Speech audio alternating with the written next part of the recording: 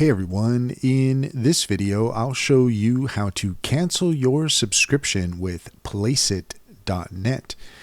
In order to do so, first off, here we are at Placeit.net, and as you can see, we are all logged in. What you're looking for is up at the top right hand corner where it says My Account. If you hover over that with your mouse, you're going to get this menu that will appear, and then from there you're going to select My Account. Once we select My Account, then it'll bring you to your account page, and what you can look for is on the left hand side. At the moment, because we don't have a subscription, we're not seeing any information there, but just underneath your username is where you're going to see your subscription information, and then down at the bottom right hand corner in this area you're going to see a link that says cancel subscription.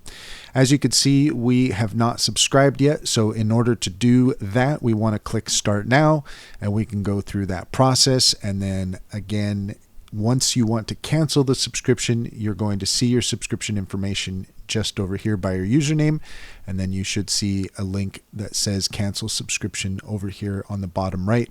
And that's all there is to it. If you found this video helpful, please leave a comment and like and subscribe for more helpful tips.